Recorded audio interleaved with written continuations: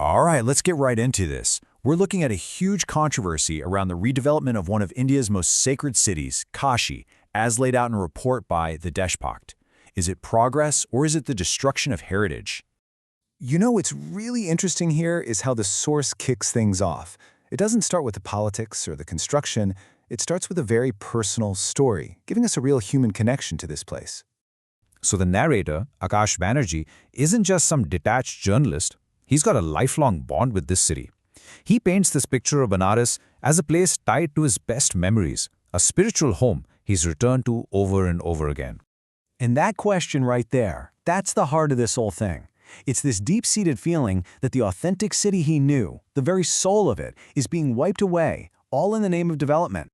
Here it is, the core allegation from the source. The fear is that the spiritual essence of the city is being gutted and replaced with something plastic, something commercial, a budget Disneyland, as they put it, where the sacred Ghats feel more like a transit hub. So this brings us right to the center of the storm, the redevelopment of the legendary Manikarnika Ghat. Okay, to really get what's at stake here, you have to understand just how important this specific spot is. We're talking about what's believed to be the most sacred cremation ground in Hinduism. For millions, this isn't just a place, it's the gateway to salvation. The source really drives home that this ghat has a long documented history. It's been revered, restored, and captured by artists for centuries, and it's this legacy that is now at the very center of this firestorm. So the source is painting this really stark picture, right? On one side, you have the historic, spiritual character of the Ghat, a place of beauty and meaning, and on the other, what's described as this generic, soulless shoebox of a building. The contrast is jarring. According to the source, this isn't just a debate about architecture. It's about a much bigger shift in what we value. A shift where, allegedly, faith is being pushed aside for business. And this isn't happening in a vacuum. The source points to the Kashi Vishwanath Corridor project, which happened right nearby as a kind of preview of what was to come. That project was also hugely controversial for similar reasons. 300.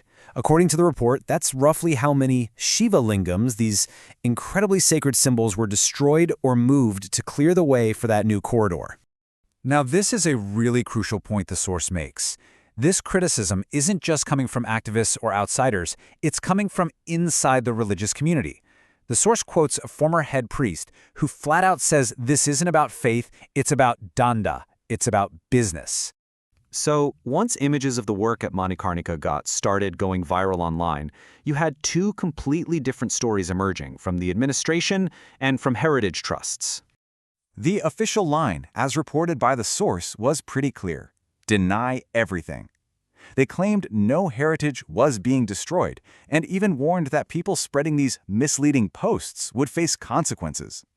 But then you have a completely different story from the Holker Trust, the very trust connected to the God's most famous restorer. They said they were in complete shock, calling it an insult, and claiming sacred idols were literally lying scattered in the debris. And it doesn't stop at just cultural arguments. The source brings in legal experts who argue the project might actually be illegal.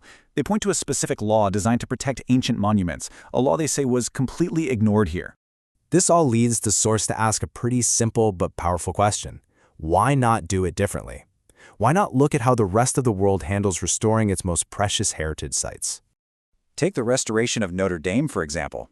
The source uses this to show a completely different approach. After that horrible fire, the entire goal was meticulous preservation, using original techniques, matching original materials, all to keep the cathedral's soul intact.